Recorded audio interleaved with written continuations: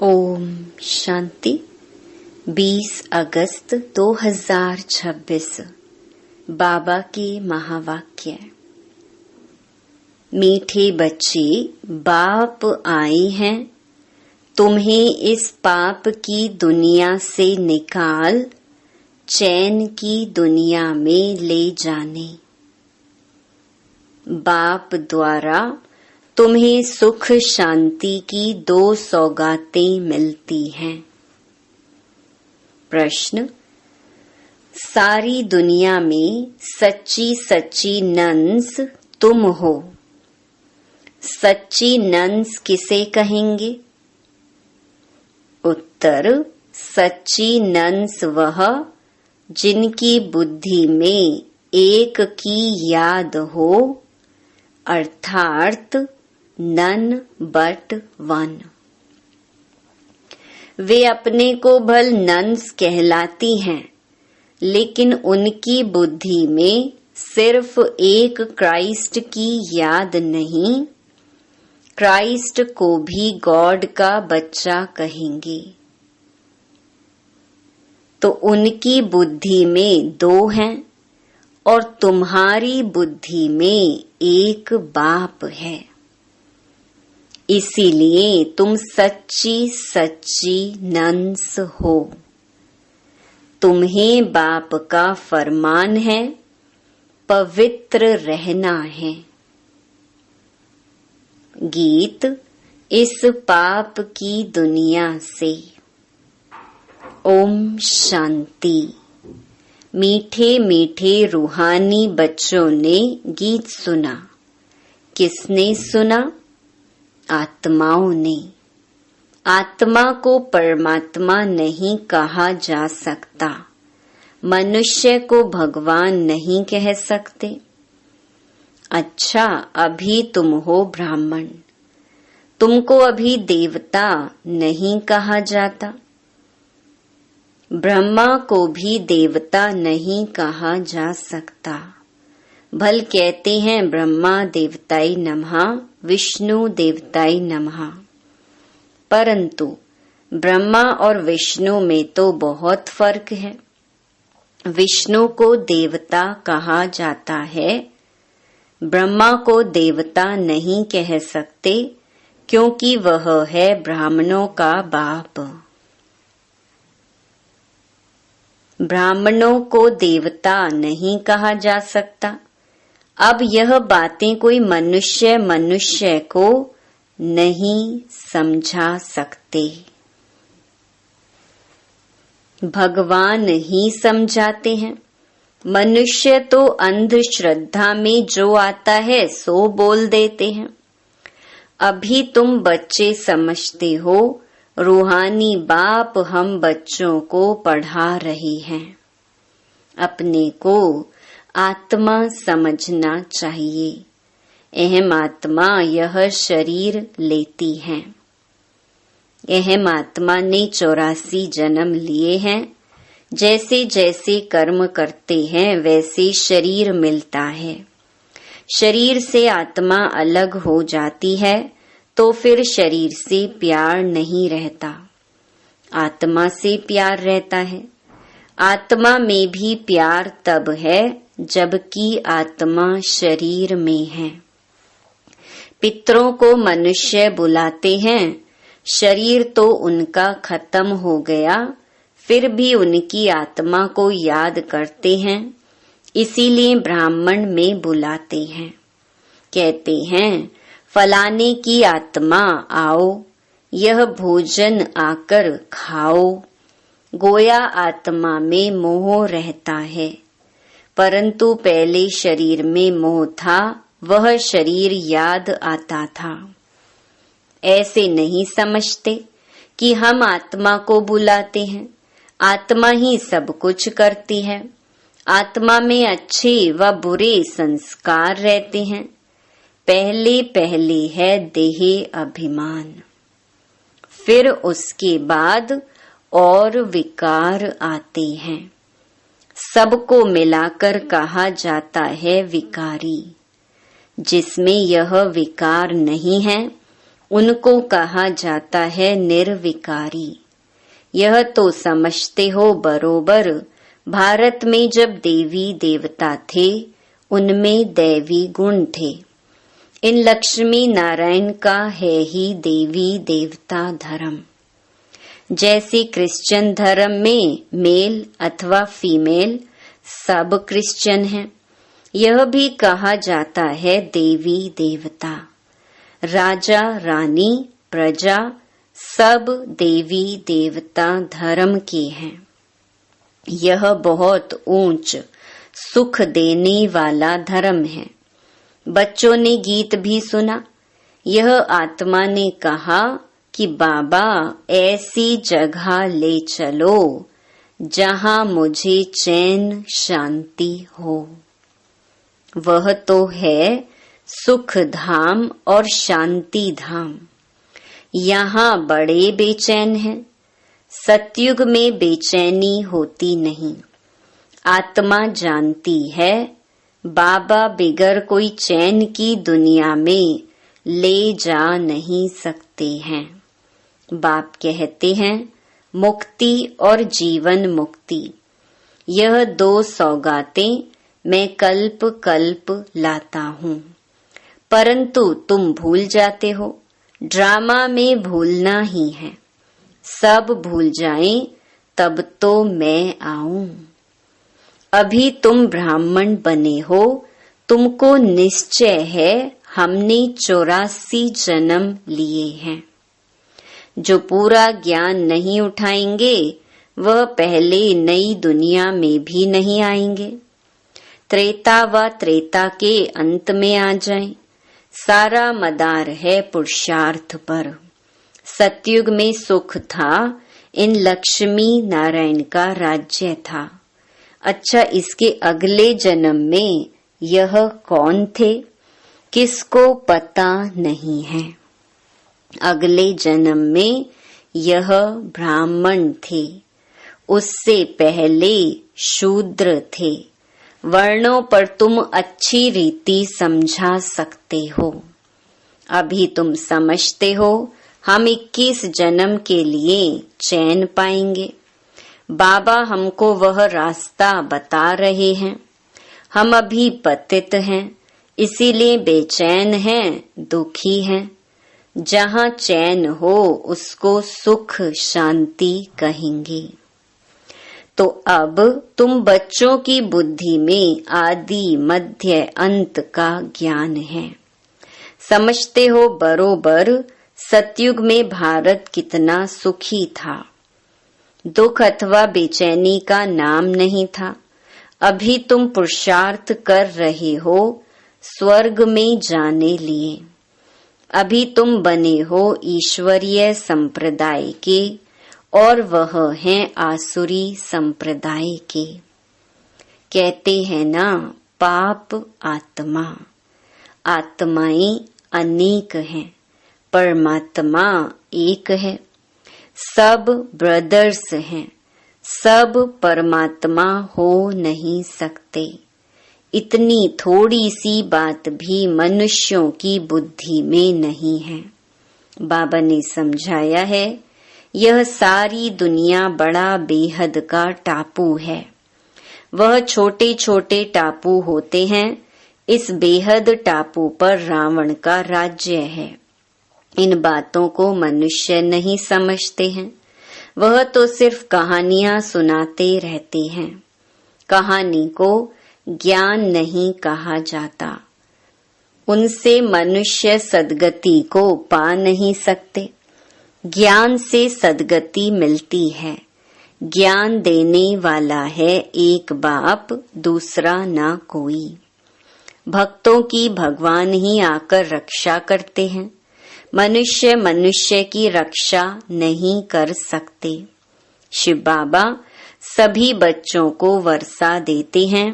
वह बाप भी है, शिक्षक भी है, सतगुरु भी है, वकील बैरिस्टर भी है, क्योंकि जमघटों की सजा से छुड़ाने वाला है। सतयुग में कोई भी जेल में नहीं जाएंगे। बाप सबको जेल से छुड़ाते हैं। बच्चों की सर्वश्रेष्ठ सब मनोकामनाएं पूरी होती हैं।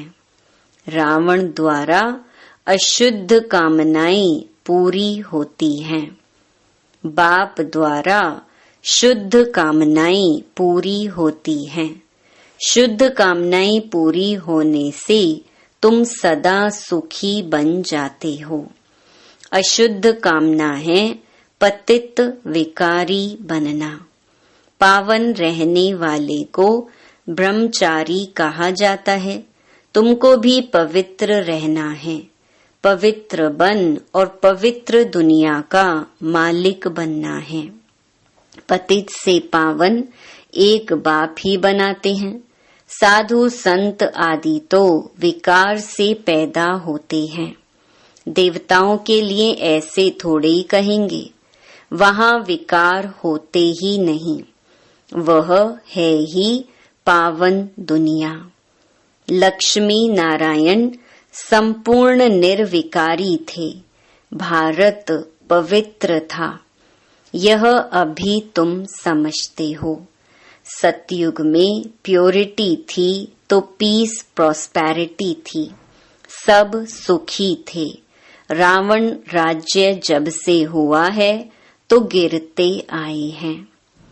अभी तो कोई काम के नहीं रहे हैं। एकदम कौड़ी मिसल बन गई हैं। अब फिर हीरे मिसल बाप द्वारा बनते हो।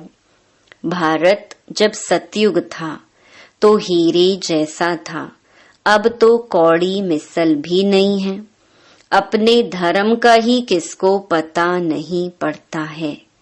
पाप करते रहते हैं, वहां तो पाप का नाम नहीं। तुम देवी देवता धर्म के नामी ग्रामी हो। देवताओं के ढेर चित्र हैं और धर्मों में देखेंगे एक ही चित्र रहता है। क्रिश्चियन पास एक ही क्राइस्ट का चित्र होगा। बौद्धियों के पास एक ही बुद्ध का। क्रिश्चियन क्राइस्ट को ही याद करते हैं। उनको नन्स कहा जाता है। नन्स माना सिवाय एक क्राइस्ट के और कोई नहीं। इसीलिए कहते हैं नन बट क्राइस्ट। ब्रह्मचारी रहते हैं। तुम भी नन्स हो।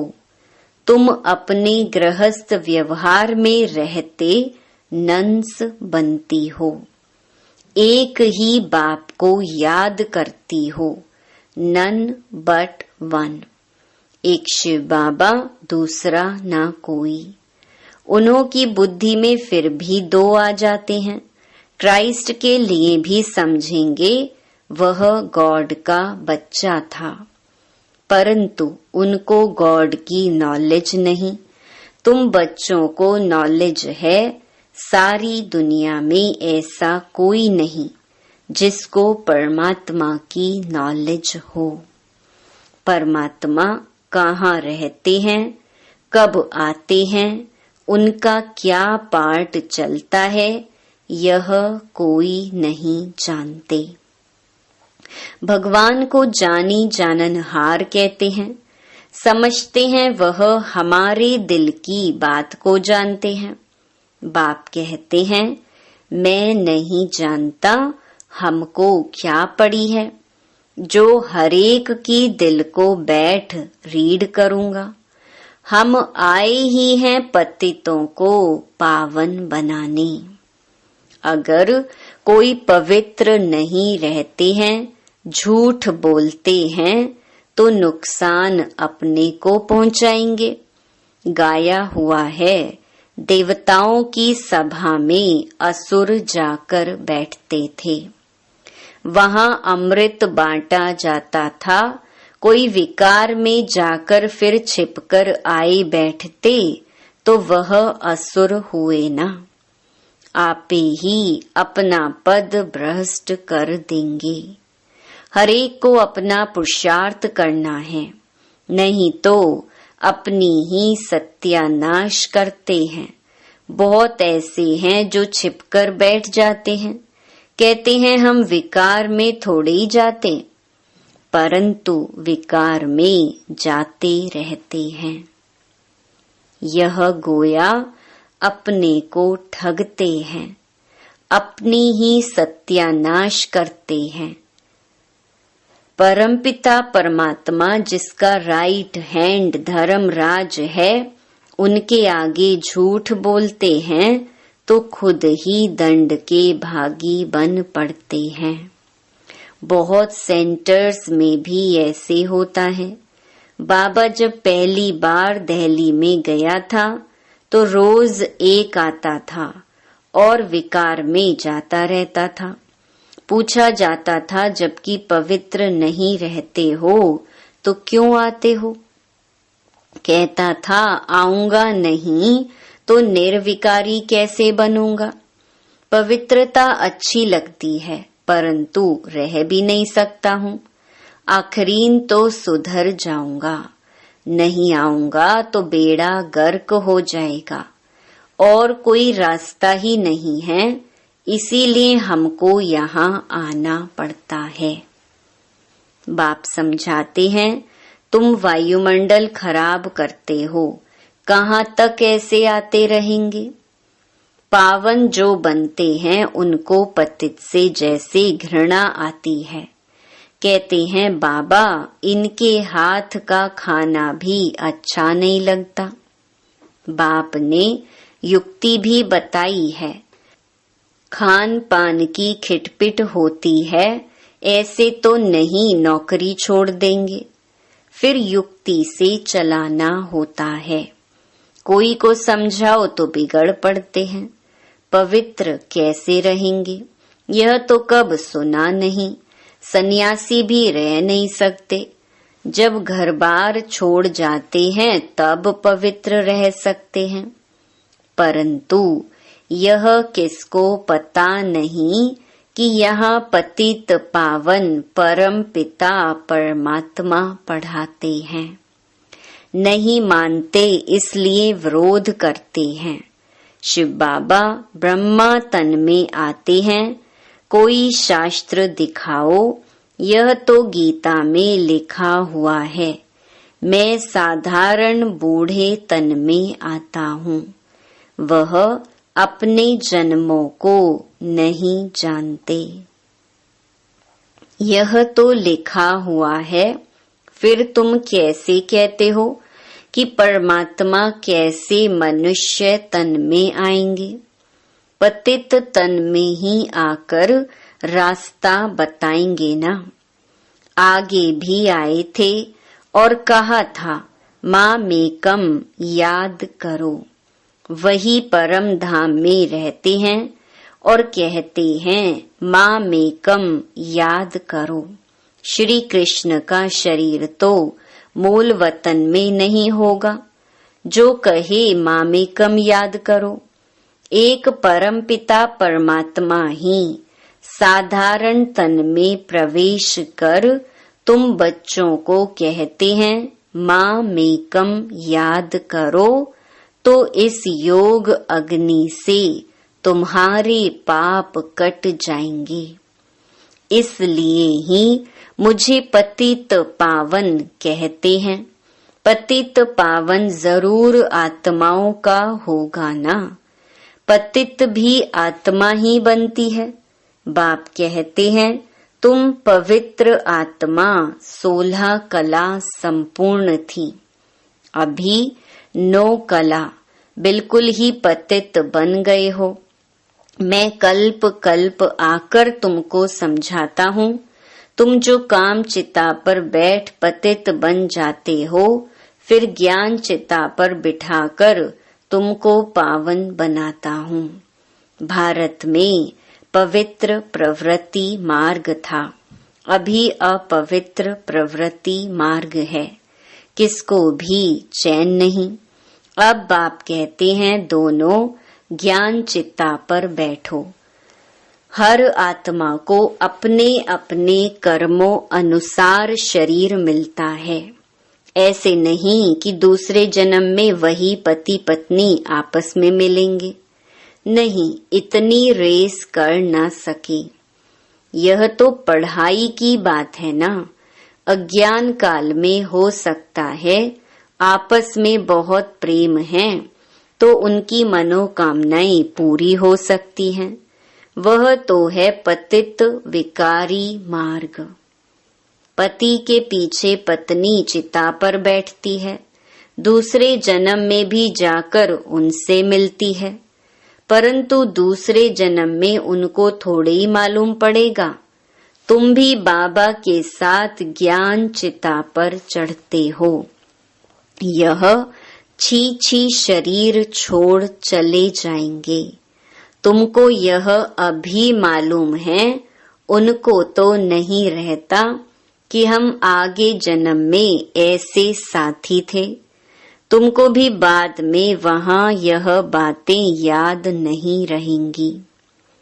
अभी तुम्हारी बुद्धि में एम ऑब्जेक्ट है, मम्मा बाबा लक्ष्मी नारायण बनेंगे। विष्णु है देवता। प्रजापिता ब्रह्मा को देवता नहीं कह सकते।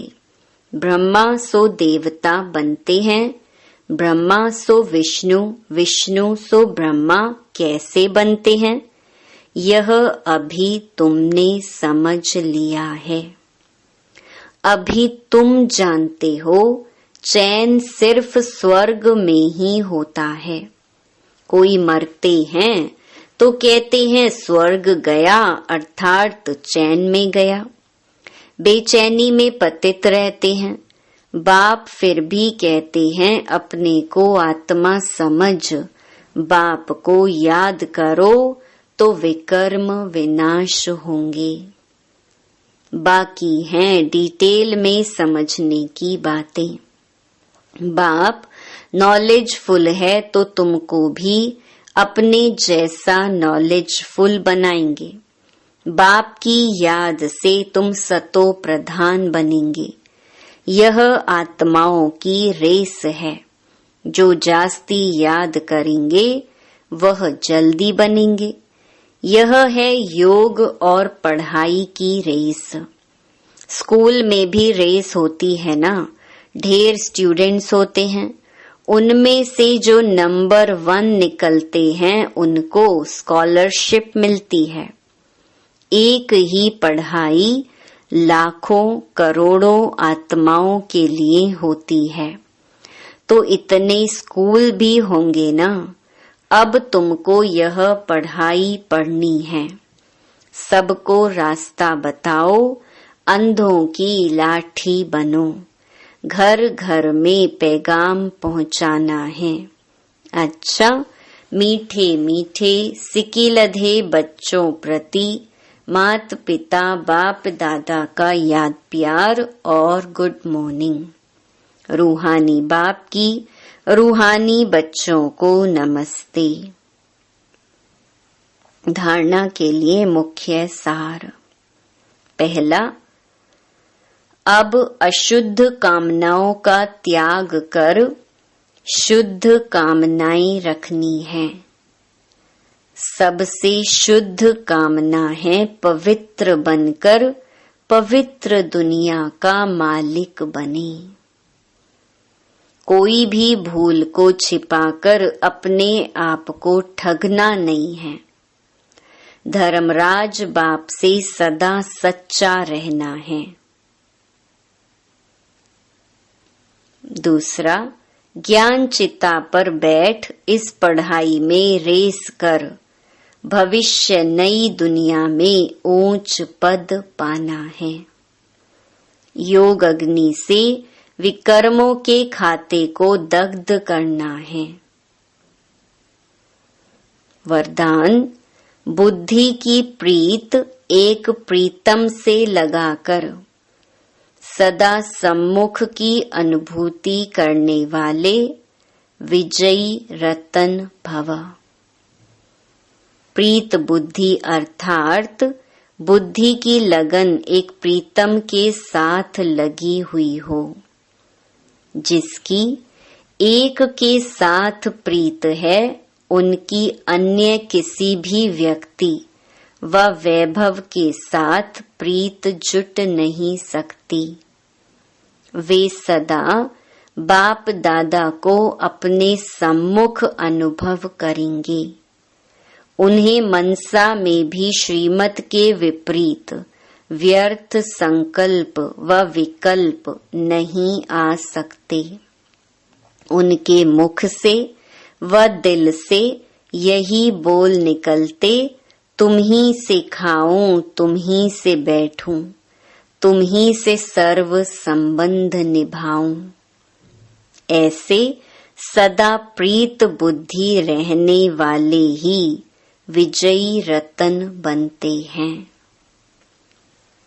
स्लोगन: चाहिए चाहिए का संकल्प आना भी रॉयल रूप का मांगना है।